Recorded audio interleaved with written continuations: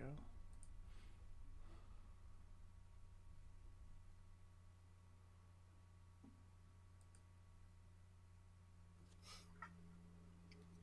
All right, welcome back, everybody. We got a new episode of the SVT podcast. I am Vince in the driver's seat today. Tyler's here. How you doing, bud?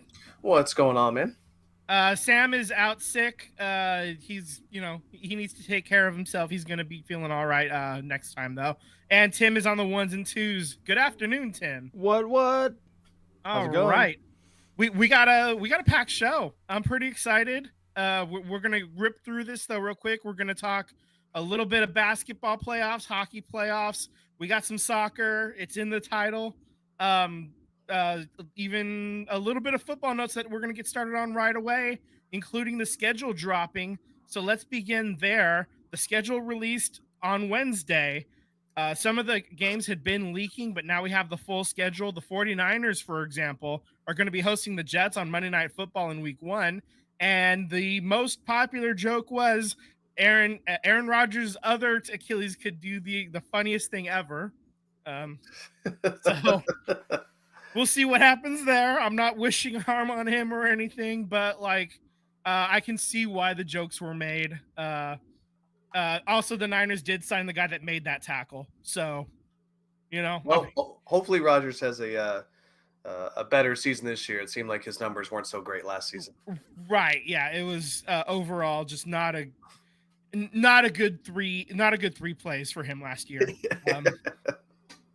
Um, One of the quirks that was brought up on the Niners schedule is they're getting 4 different really good teams coming off of their byes. So they play the Bills, the Chiefs, the Cowboys, and the Seahawks, all coming off of the byes. And also, that Bills game is December 1st on Sunday Night Football. So that's going to be a potentially snowy game for sure. Yeah, it's no the 49ers as NFC defending champs. So no excuses, though. You get the schedule you get and just go handle business. We'll see how the Niners hold up. What do you think about the Eagles' schedule? Yeah, man. We don't have. We don't play a single team coming off of their bye, so that's pretty sweet. I will say that there's a lot of primetime games are a little whack. I was kind of looking at them before the show. I mean, you're gonna have the game in Brazil. You're gonna have the game following that on Monday night against the Falcons. So we essentially get 2 bye weeks in the schedule, which is kind of nice. Right. I looked at the other, primetime games. We play the Jaguars, which, it could be good. Could be, we'll see. Could be a good game. We'll see. And then we play the Commanders, and then we go to LA. We play the Rams, and then I think that's it. That's our last primetime game. So, Right. they're all right. Yeah. Yeah. I mean, the Rams are a playoff team from last year, right? So I mean, we'll see how that goes. As far as the Niners, they do have a pretty tough stretch. I'd say from like week 6 through that week 13 game at the Bills. So you have at the Seahawks week 6, week 7 you're home hosting the Chiefs, and then you get the Cowboys the following week in week 8. You get the bye week in week 9, but then week 10 at Buccaneers. That one's probably a little bit of a softer game, but then you're back home to play the Seahawks. Then you're going to Lambeau at the end of November, and then you're going out to Buffalo, like I said, December 1st, and then you come home to play the Bears. So there's your exhale. So that's a little bit. That's probably the toughest part of the schedule for the Niners, but it's all right in the middle there. And this is obviously a team with Super Bowl aspirations, right? So I would hope that they get it all figured out and they're able to win most of these games. Looking at the schedule, if they're really performing up to expectations, 12 wins. Like if they're able to do what they're capable of, I think 12 wins is well within the cards. They're going to win a couple of those tough games. They're going to lose a couple of those tough games. And then there's always like a game or two that you lose. And you're like, why the hell did you lose that game? So we'll see what happens. I'm a little bit trepidatious, I guess is a good word for it, about the schedule. But it is what it is. Everybody has to play a certain number of games against good teams and bad teams, and it's just the way it broke for the Niners. Is they got it. There were no favors given to the Niners. We'll just say that there were no favors. So Yeah, I think you and I were talking about it before the show. You were saying that you probably need 12 wins to solidify to make sure you can knock it out of the park. I'm kind of in the same boat. I feel like I need 12 wins, 12, 13. So, um, Cowboys are always going to give us a fight. I think LA and Seattle's kind of, I mean, LA doesn't have their big anchor at defense anymore. So there's a lot of question marks defensively, what they're going to do. Right. A lot of guys did leave that team this following year. So I think both that team's a question mark. I think Seattle pretty much retained the majority of their guys back. So yeah, I mean, they really like just offensively, it looked really discombobulated for Seattle last year. So I think maybe they probably get it a little bit more sorted out. They're probably a little bit stronger this year. My initial gut reaction. They won't be quite as good as 2 years ago, but I don't think they're going to be as bad as last year. They're probably the real Seahawks are somewhere in the middle of that. And 2 years ago, they were a playoff team. So true. So it's gonna be a fun schedule. Yeah, that's why they play every Sunday. That's right. Thursday and Monday. Scheduling notes for the NFL. Netflix is going to broadcast NFL Christmas games for the next 3 years. So this year, Christmas is on a Wednesday. So Wednesday night football, I think that's the first time it's happened since the pandemic year of 2020 when they schedule a Wednesday football game. It's just, I don't like that. I'll tell you Netflix better have another season of Bridgerton, because that's the only reason why I re-upped my Netflix just recently, like yesterday. Yeah, I mean, they're supposed to have about 7 of those, 7 seasons of that. So they just released the first half of season 3. So there's your pop culture fix here on the SBT pod. I'm just so tired of this, man. Like, I gotta watch a game on CBS, on ESPN, and then I gotta watch it on Peacock or Paramount, or then I gotta watch it on Amazon Prime, then I gotta watch it on Netflix. It's like, right? Can I just watch the games on one source? Yeah. Maybe 2 sources at most. If you're a fan of an out of town team like you are, the Eagles, that's going to cost you a lot. Yeah, to watch all the Eagles games. It's ridiculous. It's a little bit easier for me as a Niners fan because the Niners are the local team, and there is like bylaws written in that if you're in the local market, you do get your team on like the regular channels as well. So like it's a little bit cheaper for me, but it's still not fair, really. Yeah. Like it's still gonna cost like probably like $800 or something like that is what I saw, like for the full season. It's crazy, man. It's rough, man. Not easy. Well, luckily, my stepdad is a Niners fan who lives out of the market, so we split the cost of that down the middle, so it's a little bit more tolerable to swallow there. But still, not fun, man. That I have to watch it on so many different avenues. Yeah, and you really got to pay attention to that schedule because it's going to be something new every week. NFL's making me into a pirate, is what they're about to do. Yeah. Arg. Okay. Also, the New York Giants are going to be featured on the first season of Hard Knocks off season.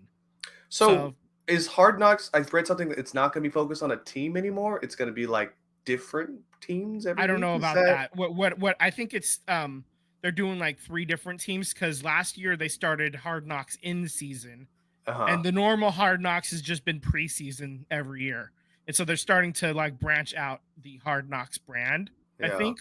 Yeah. And so now they're going with the Giants for the off-season portion, so that way they can see like prepping for the draft and all of that stuff. So I think that's the idea. More content for the year-round business that is the NFL. I know teams have their personal feelings about Hard Knocks and it being kind of intrusive, and I get that, and I think Tim, you'll appreciate this, but it's kind of crazy how fast they turn around those episodes. Like it's like 24, 48 hours of crunching down and editing and then having it ready to go. Like it's that rapid. So Hats off to the team over there. It seems like a really stressful job that I want nothing a part of. Yeah, they'll basically cover anything through like Monday afternoon, and then they're putting out an episode Wednesday night. Yeah, and then they're on to the next one. Yep, it's kind of crazy. It's like fucking South Park over there, man. You can turn around an episode real quick. I'll tell you that. So that's the end of the football news and notes. Unless you got something else. Nope, I'm ready, man. The breaking news: Devontae Parker actually is retiring. I mean, Shefty announced that he's spent 9 seasons with the Dolphins. Sorry, let me go there first. Dolphins, Patriots, and the Eagles. I was like, Shefty, I don't know if you can count the Eagles. He didn't even make it to OTAs. Okay, he got a jersey in the mail with his name on the back, and that's about it. Yeah, he just needed something clean to hang up in a frame. Exactly. That's what that Eagles jersey is for. Hey, he signed a contract, I would believe, right? Let's just say hypothetically the Eagles were to win the Super Bowl. Does he get a ring? No, I don't think so. I don't think so, right? No, because he didn't make the final 52 roster. That's right. Or 53-man roster coming out of opening day or whatever. Well, that actually answers our question because there was a possible veterans wide receiver match between him and Paris Campbell. So welcome to the team, Paris Campbell. We'll see if Paris Campbell can make the roster too. I'm not even with Devontae Parker gone. I'm not 100% sure Paris Campbell's making that roster. Exactly. We'll see. To be determined. You know what? What else is officially determined? Who the matchups are in the NBA. We're going to the conference finals now. That was so close to a clean transition. It was close. Close. I really broke it down and said it a little bit too clumsily, but the thought was there. I had it. You didn't have the dribbling skills of Steph Curry. It's more like Jordan Poole. But I need to put in some reps in the gym. Little fumble the bag there, but it's okay. That's okay. All right, so the Pacers eliminated the Knicks in Game 7, 130 to 109. Pacers will then move on to face the Boston Celtics in the Eastern Conference Final. That game, I know the score doesn't make it seem like it was that exciting, but I guarantee you both those teams did not like each other, and Dante DiVincenzo almost started another fight with Turner. So that was interesting to watch throughout that game. And the Knicks still suck. That's the important thing, right? Yeah. We can continue to see Knicks fans suffer. Yeah. It's kind of like death and taxes, man. Yeah. It's like the Toronto Maple Leafs as well. Exactly. And them lose. We'll circle back to them in a little bit. So the Timberwolves come out storming back, being down 20.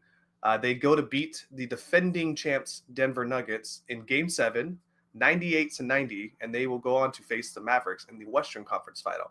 That game was everything you wanted in a big marquee matchup game. That was fun. I think Jokic played the whole entire game except for 1 minute. So I don't know if that's the game plan Mike Malone wanted, but Game 7, hold nothing back, right? So it is what it is. I did hold on. Let's okay, no, go ahead. Go ahead and finish your thought. I'm sorry. So I did like after the game, Cat and what's the rookie's name? Well, he's not a rookie now. He's anyways, they're Anthony Williams. I mean, Ant, right? Anthony Edwards. Anthony Edwards. Thank you. Yeah, Goose. They asked him, or they asked them as a joint question, what, I guess it was something along the lines of like, what has been, losing this last year helped you guys be better about this, right? And they both said something about, man, we're tired of losing. How much do you want us to lose more to like be able to learn to be better? Like we don't want to lose anymore. We just want to continue winning from now on. So please shut the interviewer down. It was like, dude, stop talking, man. We're tired of losing. It's always a silly little talking point. And I remember going through it with the Warriors in 2015, Yeah. People were saying, oh, they haven't learned how to lose yet. I'm like, are you fucking kidding me? They've been losing for 40 fucking years. Yeah. We were basically the Knicks at the time. I did my waiting. 40 years of it. Yeah. Speaking of waiting, it is Tim, go ahead and put this bad boy up there with the the women's new basketball Oh team. no, we're not there yet. We're talking just real quick. We're going to talk about the conference finals matchups real quick. Oh, okay. The next image. Oh, okay. I'm sorry. I apologize. I was trying to get us in there. All right. Well, so we got what? Knicks. I mean, sorry, Pacers in Boston, and you got Timberwolves and the Mavs. Is your next? That's right. Yeah. So- So I'll tell you this. I'm cheering for the Minnesota. I want Minnesota to win. That's all I want. I know? just want Conley to get one. That's all. Let's think about this. The last championship of the 4 major sports for them, that's going to be the Twins in like 91. Talk about a championship starved area. I mean, because the Timberwolves never did it, and they were created in the early to mid 90s, right? The Vikings haven't done it. The last time they were in a Super Bowl was in the 70s. Minnesota Wild, no, and I don't think the North Stars ever really did it either. And if they did, it was back in the 80s, or I can't even think of when it would have been. So yeah, so this is Minnesota's best chance. Yeah, the last time a Minnesota team won a championship, Twins in 91. no, as a basketball team. Oh, as a basketball team. 1953-54 season with the Minneapolis Lakers. Ah, yes. Yeah. So that's the last time the basketball teams won a championship. Okay. Yeah, it's a good pull. Way back when. Yep. One of those. So you mean one of those Los Angeles Lakers titles is not actually Los Angeles? 3 of them are actually Minneapolis. Ah, Mm-hmm. nice. Way to go. All right, and then on the other side of the conference, Celtics, Pacers. I think the Celtics are going to get the job done there. I feel like we're getting closer and closer to the time where we're not at the point yet where the Celtics fold. We're not there yet. So that's for the finals. That's where they're going to fold, right? Because it's more funny that way. Yeah, I mean, Boston's get the job done. Boston's a sneaky good team, but the thing about the Pacers that I think that people underestimate is how fast that team plays. Yeah. Like they gas out every single person that play. I know the Knicks and then went to Game 7, right? But they gassed out the Knicks. I mean, the Knicks had nothing in Game 7 left in the tank. So that's why I'm kind of leaning with you that I think the Pacers pull this out possibly. Oh no, I said the Celtics pulled this out. Well, you should definitely lean on the Pacers pulling this one out. And I think it's going to be Pacers and Timberwolves, to be honest with you. That's going to be fun because I don't know pace versus size at that point. I mean, Pacers have Turner, but they're really known for just getting up and down the court super fast, almost like the Suns, but not 7 seconds or less. Right.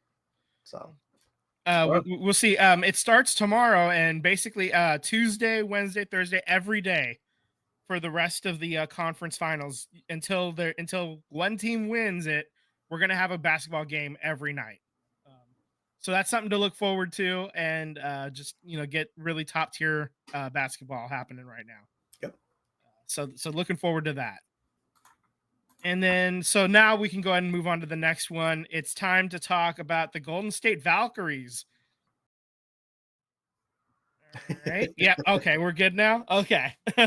So they officially announced the new name, and they announced it the morning after we recorded last week. So we just missed out on the getting the breaking news, the scoop or whatever on that. But really exciting news. I love the color scheme. They on their Instagram, they broke down what the logo actually means. We're looking at they're the 13th WNBA team, so there's like 13 lines. The centerpiece looks like a the tower from the bridge. It's a V shape, so it looks like a Valkyrie, and it's also feathers and it's like there's a lot of really cool. I think it's a cool logo. I think it's awesome. Marketing is going to be awesome too. What do you think? I love the logo. Don't get me wrong. I really do. It's great. But it kind of, and I've been saving this for the show, it kind of reminds me of the Vipers from Dodgeball. The purple cobras, you mean? Yeah. Boom, boom. Tss. Yeah. Okay. I understand why you're saying that. But also no. I think it's different enough. I disagree. Uh no, I really dig it. I think it's a really cool logo, and I'm really excited to see the team play next year. And they already have I think they said they passed like in under a week, they're over 10,000 season tickets. Crazy You know, when deposits. the when an ownership who invests in their team decides to get a new team and it's worth more than the A's. Fuck John Fisher. Yeah. Oh yeah, this is going to be a lot of fun. I don't know. Obviously, we don't know who's going to be on the team at this point. It's still way too early to know that. You know, we have a whole college season who they're going to draft. You know, where they'll draft and like what free agents they get, like how the dispersal draft or the expansion draft is going to go. There's still a lot of questions we don't know about how what players end up on this squad. But if you do the math, there's 12 active players on each team. There's only 13 now WNBA teams, so you're talking about 156 total players in the WNBA starting next year. This year, there's only 144. So every single one of these players can absolutely ball. Um, somebody actually broke it down to me down this way, where if you were to take the NBA, the men's league, and just take just the five starters on each team, and then you bunch them down into one league, that's what you're looking at, right? With the WNBA. Right. So you're talking about, like, in theory, you'd have the Boston Celtics starters and the New York Knicks starters, and then a couple of Sixers players just thrown in there as well. And that's one team, So like just conceptually, that's how like really concentrated all the talent is. And so I think it's good that the WNBA is expanding a little bit, because you're still limited to 156 of the top players, and I'm really excited. This is Yeah, I another think opportunity to see sports at Chase Center, and it's probably not going to cost quite as much as the Warriors, although I'm not saying it's going to be cheap by any means. But well also they're building a too big brand here. there is no development league for the women's. So Exactly. expanding the league gives people who may have been on the fringe and just, maybe need a little bit more seasoning. They now possibly have the opportunity to land on a Yep. roster. It's like 12 more jobs, Yeah. Yeah. and like I said, every single one of these women can ball. Like Caitlin Clark is like, she in her opening game, she had 20 points, but she was like, she had to work her ass off to get that one. They really made her work for it. And that's going to be every night for her for this rookie season, because she came in with the big hype and the big draw. And these players are not letting her make it easy on her, whatever the hell I'm trying to say. Like it's been very enthralling basketball to start this new WNBA season. So Yeah. um, Yeah. so there we are. Golden State Valkyries. Looking forward to seeing a game next year, and it's been pretty fun so far. I don't think we have an image for this. I don't think we got it in Yeah. So time. But you were talking let's about just, her rookie season. Speaking of somebody else's rookie season, Brandon Podzinski, or AirPods, as he's been coined by some Bay Area pundits here, was named the NBA All Rookie First Team. That goes along with Chet Holmgren and Victor Wembanyama and the kid in Miami. Yeah. And So, but yeah, great. Led the league in charges. Well deserved. Yeah. We said it, back in December or January, whenever he was starting to really get some run, that he was definitely a top 5 rookie, like maybe top 3, like, a fringe top 3, but he's definitely top 5. And to finish 5th on the the all rookie voting, that he's right there, kind of right where we thought he would be by the end of the year, and he absolutely well deserved. He had a hell of a season, man. And like you said, taking all those charges, that is the dirty work, man. At a point guard no rewards. Your reward is a band-aid on your eyebrow. Yeah, he led the league in charges at like 6'1". Like That's kind of crazy. You're taking some abuse, a hell of a season. Trace Jackson Davis just missed out on making the second team Yeah. by 1 vote. I think that all 1 just came point. down to playtime. That's Yeah, all exactly. that came down to. If he had a little bit more playtime earlier in the season, Yeah. I think he gets there. I think but he's even considered, as a possible, maybe get some first votes too. I honestly do if he gets more playtime. Mhm. Blocking Victor Wembanyama twice. Yeah. Know, Not dunking easy. on Victor Wembanyama as well. On the alien, yeah. Yeah. I think there's definitely he may have gotten some votes for first. So, but yeah, I definitely think playtime did him in there. But hey, it's okay. Who cares? It's okay. Make some noise next year, bud. Yeah. All right. So that brings us to the end of basketball talk. Look at us motoring through this. Yeah, look at that. This is awesome. All right, so we're gonna go ahead and pull up the we're gonna transition over to our Stanley Cup date, and we're stalling. All right, there we are. Okay. All right. We are we're looking at the finals are almost all set. The last game I believe is happening tonight. It's Vancouver and Edmonton. The series is tied up 3 games apiece. And winner of that game gets to take on Dallas, who I think is a better team than either of them in the Western Conference Finals. Florida and New York Rangers, they're all set. I believe they start tomorrow. I'm not 100% sure on that. I forgot to check. But hey, you know what? I said it though. Boston gonna Boston. Yep, Boston did Boston on that one. Yeah. Dallas, they actually beat the last 2 Stanley Cup champions on their route on the road to the Western Conference Finals. So good for Joe Pavelski and his boys. Yeah, Joe Pavelski is the one of the very few players who have sent the Vegas Knights packing twice here. By the way, just I wanted to note that from last week too. That's he did it the hard way in 2019 for him.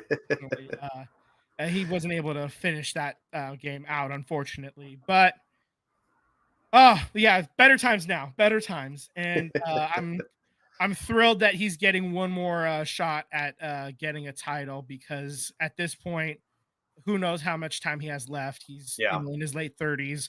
Most NHL players are done by now. Unless you're Jaromir Jagr. And he's pushing 40. I think he's 40, or he's about to turn 40 later this year. So he's a lot closer to the end than to the beginning of his career, and this might be his last shot at it, So as much as I do not like Dallas or the state of Texas in general, I would not be totally upset if Joe Pavelski ended up holding up the Stanley Cup trophy at the end. He's the last remaining team that has a Sharks player. The Sharks player of note, yeah. Yeah. Because I think the Hurricanes had obviously Bernsey, but that's about it, right? Those the last 2. I mean, the Oilers have Evander Kane, but we don't speak of him. Yeah. He not such a good dude in the end there. I also I wanted to it's not on our docket here, and I just kind of want to point this out too, that there's been a lot of flack with Will Smith, the Sharks pick last year. Mm-hmm. He's playing for Team USA, and he's getting a lot of World Juniors. Yeah, so he's getting a lot of DNPs or just not quality play time. And people were just coming down that road. Was he a good pick? Is he going to be a good pick? I just want to let everyone know the kid's 18 years old. Chill out, guys. Yeah. Like, he is playing for the first time against adults, men, not college kids. So yeah, he's 18 years old and he's learning how to compete against people who are physically and mentally further along than he is at his stage of his career. So everyone coming down Will Smith's road, just chill out. Okay. Yeah. Will Smith wasn't a first overall pick for a reason. Okay. We can't always be the Celebrinis or, or Bedard's. Just chill. Yeah. He'll be okay. Yep. All right. So there was one note that I did see.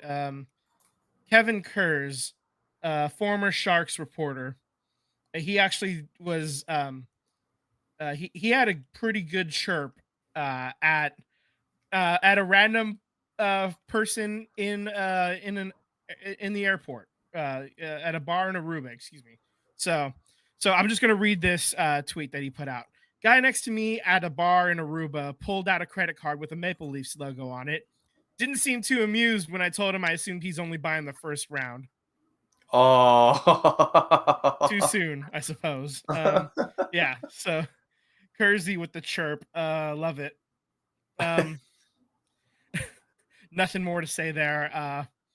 It's been since the '60s was the last time the Maple Leafs won the cup, and they're actually about to be. If they don't win in the next couple of years, they'll be the first original six team to not have any of their teams on the rings, because like they pull the bottom ring off, and like put it like in like a museum or whatever Yeah. after a certain amount of time, because they don't want it to. If they left every ring on, that thing would be like 15 feet long. You know, they try to keep it like to a specific height. Well, then if it's And 15 feet long, there's no reason to lose the trophy like they do almost every year. right. No, so they're in danger of actually losing their like their place on the Stanley Cup itself. So they need to, if they don't win in the next couple of years, they'll be the first original 16 to lose their spot there. Because you do have the Canadians haven't won since 1993, but that's still 30 years, further in the future. Not having your name on the cup at all. Cue Yeah. the Simpsons meme of Homer and Bart telling you to sit on the couch with them as a San Jose Sharks fan. Yeah. Yeah. I mean, they still obviously won that cup, but it's just going to be sitting in a museum. Like, whenever at the end of the season, when the winning team holds up that cup, it will not have the Toronto Maple Leafs listed on that cup in a couple of years, because those rings are getting awful close to being removed. So, Makes sense. Makes sense. yeah, it's kind of interesting how this is going for certain teams, I guess. And you can always count on the Maple Leafs to blow it, I guess. So there we are. Nice. Okay, so I believe that brings us to the end of the Stanley Cup date. Yeah. Okay, so go ahead and pull that down, and we're ready to roll on to soccer. We're going to talk Earthquakes first, real quick. They lose both of their games last week. They were up 2-0 at Portland Timbers, and then they ended up losing 4-2. So they allowed 4 straight goals in the second half.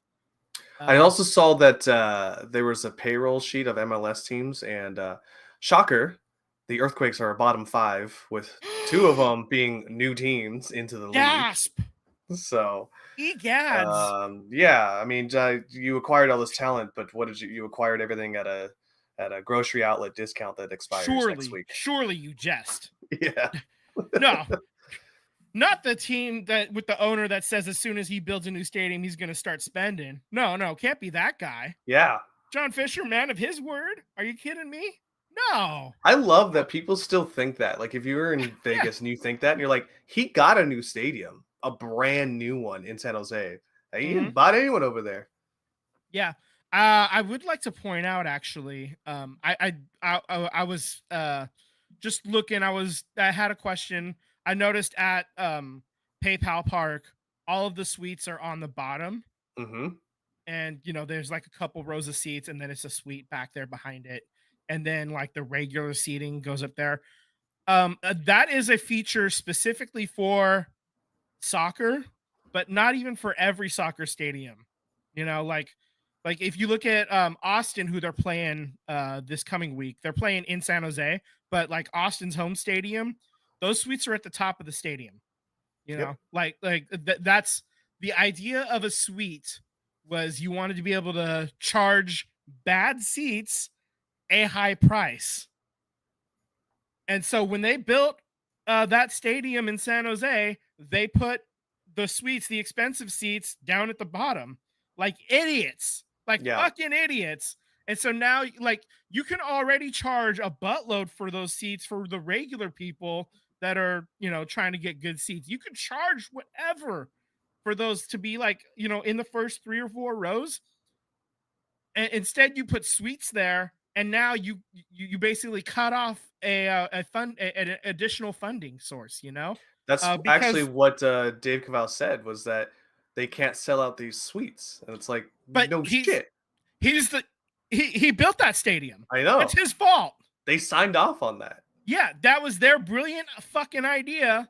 And so, I mean, I just kind of took a look, and almost every single soccer stadium, and almost all of them had suites up in the regular spot, or they're playing in NFL stadiums like Atlanta or Seattle, where the suites are where they're supposed to be. But nope, there was a couple of stadiums. The Quakes aren't the only ones, but there are a couple of stadiums where the suites are on the floor, and I don't understand it. I was Yeah, I blessed mean, enough to be able to watch one Quakes game from one of those suites, like through a work connection way back when, well before the pandemic. And it was nice. I was sitting in a corner. I got like somebody took a corner and they stood right in front of me when I was sitting watching the game.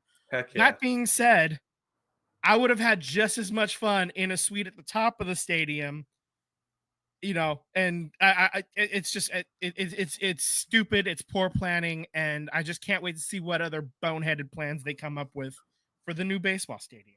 Yeah. Okay. So that being said, I think I need to stop that little mini rant because I need to start ranting about something awesome. This is Bay FC. So the first photo you're gonna put up for us, Tim, uh, is it was actually Bay Area Unite.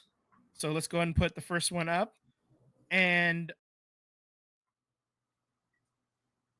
with that, so we had Sharky and Sourdough Sam, and a few mascots were hanging out. Like this was the photo that I have is one that I took pre-game. And so they were on the side of the pitch. They were like, high-fiving everybody in the stands. They were hanging out with the like when the drum line was introduced and all kinds of fun stuff. There's another picture I took at halftime. Let's bring that up.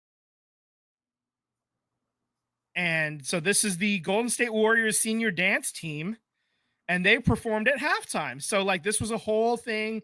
The players actually walking into the stadium, they had Golden State Valkyrie shirts on, and there was different like people from each of the teams. Brandon Pajemski was and Kaminga. Kaminga, they were at the game, actually, the Bay Area Unite game. Yeah. So that was a lot of fun to see a whole bunch of other teams just kind of uniting around this brand new team. And wouldn't you know it, they're playing at home. They allow the first goal to the San Diego Wave, but then in the second half, Scarlett Camberos, 55 minutes in, off of a wicked cross from Kiki Pickett, to the point the defender actually stumbled. The turf monster got her, and so she was able to trap it. She set it, she kicked it, and went far post and in. Scarlett Camberos, 55 minutes in, and then in the 87th minute, Rachel Kundananji was following up a play. I can't remember who like kicked it from the line, kicked it towards the center, and then Kundananji just kind of like plows in and gets the ball in, and they take the lead in the 87th minute. Bay FC gets the W. Go ahead and throw that picture up. And so Bay FC gets the win, 2-1. And it was a very exciting match. I was sitting in the far corner. Every single goal was actually scored on the opposite end of the pitch from me. So that was kind of funny. But I was able to see it. Like you can see the scoreboard. Yes, says Bay FC wins on it. So this was actually my vantage point for every single goal that was scored, because San Diego's goal was actually scored at that far end as well, because it was in the first half. So that was fun. It was an amazing time again. So I'm gonna try to go again to another game at some point in the future. I don't know when, but it's just really exciting. So there are currently 3 wins and 7 losses. They're 11th in the NWSL. Let's go ahead and pull up the standings. And yep, so they're currently sitting in 11th, but they're only 2 points out of a playoff spot right now. And San Diego Wave is holding that 8th seed right now. So they're right there. They're right in the mix. It's amazing what happens when you get a W, right? Yeah, yeah, Really tightened up everything, especially the team that was right in front of you in the standings. So, it's still an early season. I take it back. Yeah, yeah. So Angel City and Racing Louisville are kind of in between Bay FC and the 8 seed as well, San Diego Wave. But you get that win against them, against San Diego Wave, that really tightens it up, So their next game is going to be against seventh place Gotham FC. So here it is. That's the fun league name I was that they also have. noticing that Orlando Pride hasn't. I mean, they've had 3 decisions, but they haven't lost a single game. Um, damn, like Yeah, Florida has really stepped up their soccer games or soccer teams. yeah. So Orlando Pride, yeah, I believe they've all 7 of those wins have come in a row. They started off with 3 draws and then haven't lost a game at all. So that's how they end up at 24 points at the top of the table. Barbara Banda was, a huge goal scorer. That's the player that last week that Bay FC, I told you that they really wrapped up defensively and didn't let her get going.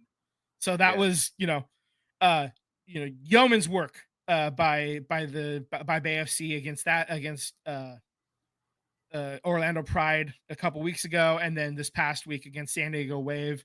Alex Morgan did not play in that game. I didn't check to see if I think she might have had like a minor injury, or they were like saving her for possible Olympic duties. I'm not entirely sure.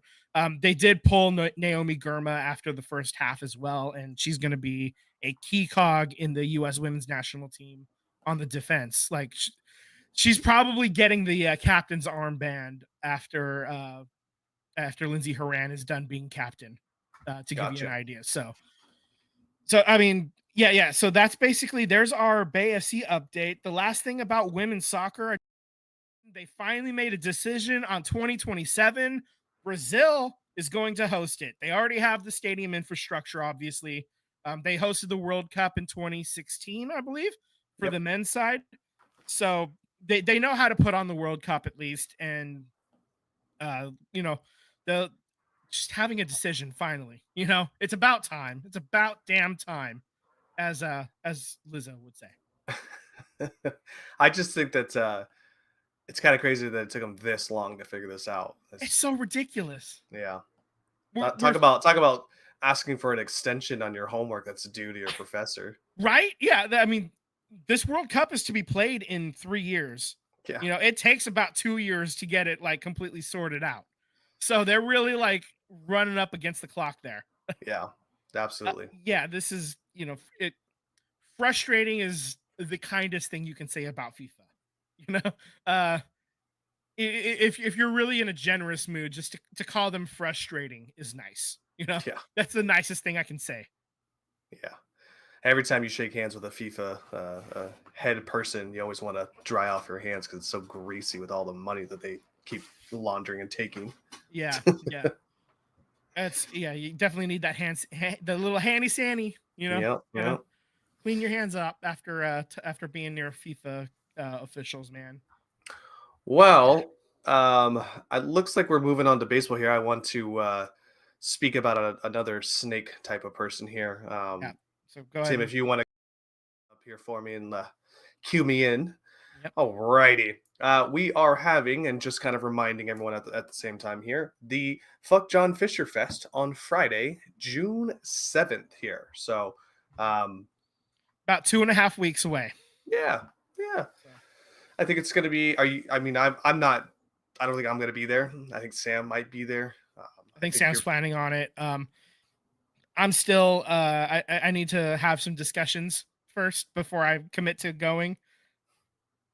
Yeah. I will say that as much as I do not want to go to another A's game ever again, it sounds like my grandma wants to go to one more and bring grandpa on a cardboard cutout. So Heck yeah. I think that's the one reason I would be willing to go again is for grandma, so, Yeah. so as harsh and as firm as I am in my belief, I am willing to make an exception for a very important reason, and grandma's important, so Absolutely. I will.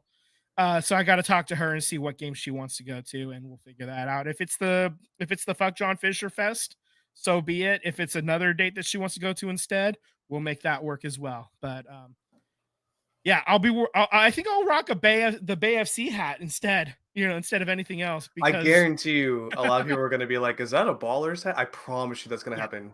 I yep, know it. it'll be a conversation piece though, Yeah, that's true. It will. and I can be like, no, it's the women's soccer team. Check that out. I think that's a worthy place to spend your money. Yeah.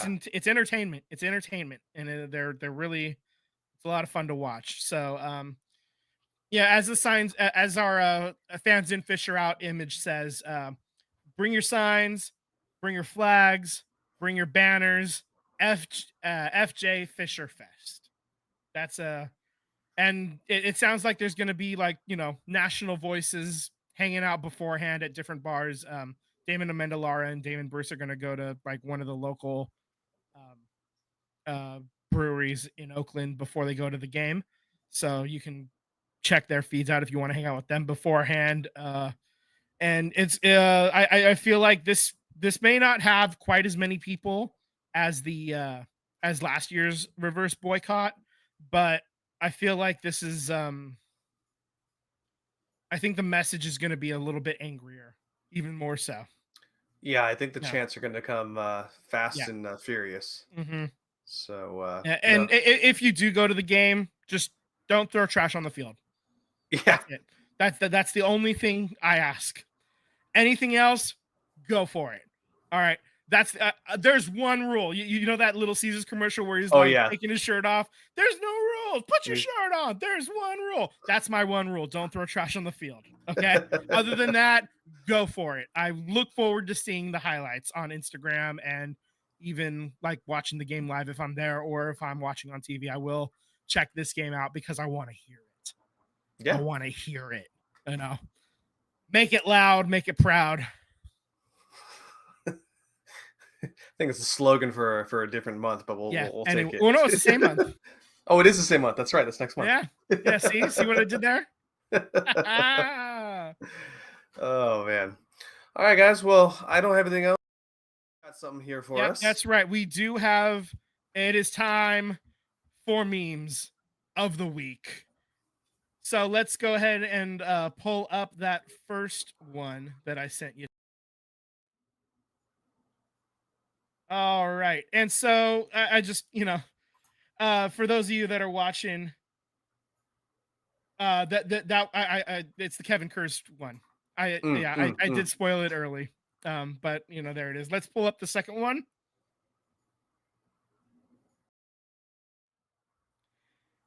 And this is the Kansas City Chiefs PR team this season, and it's Jimmy Buckets, exhausted, leaning on the court, because obviously the Kansas City Chiefs kicker went full Gilead, and then you have Rashee Rice just going ham, just getting in all kinds of trouble this offseason. So obviously, my thoughts and prayers going out to the Kansas City Chiefs PR department this offseason. It's been a rough one on them. For a team that's celebrating back-to-back Super Bowl wins, they're not behaving like champions, man. Yeah. They're behaving like assholes. And not even the champion assholes. They're just like loser assholes. That's what they're behaving like. There was a video I saw today. Was like, like a little TikTok video that was making fun of the whole Buckers situation. It was like these two women about how they're Kansas City Chiefs fans, but they're like, the whole shtick about them is that they're like subservient and like listen to what their husbands say, waiting to speak type of deals. Like, we're Kansas City fans because we know how to cook. And she like puts out a plate and it says in ketchup, "Help me." Right. Yeah. There's definitely like social media has had a lot of fun with that entire situation, and justifiably so. Anytime the Chiefs have posted something like the new schedule release, they like there's a bunch of women making different like jokey comments about I have to check with my husband first. I don't have my own money. Because my husband keeps it all, and just like a bunch of different like little things like that. We don't I don't want to be the one to make those jokes because they'll come off a little bit awkward for me because I'm a white dude.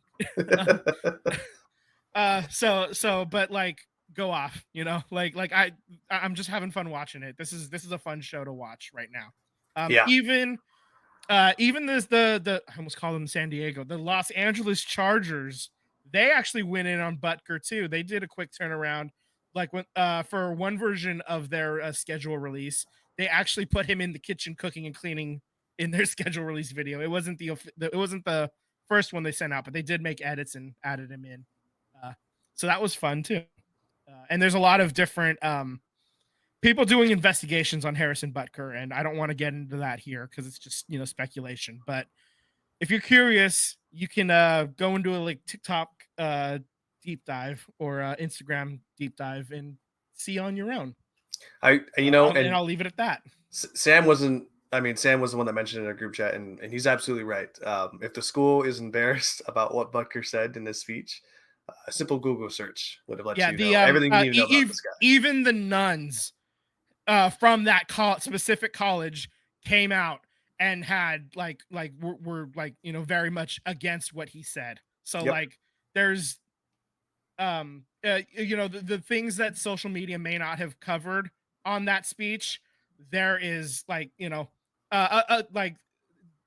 people are still talking about it, and there was nothing in that speech that made me happy to hear. I'll say that there was a lot of really bad stuff in there, and we'll just leave it at that. And if you want to see it, go do it on your own. I'm not gonna try to play the speech for anybody. That's not my job here. My job is to make fun of him for being an asshole. Yeah.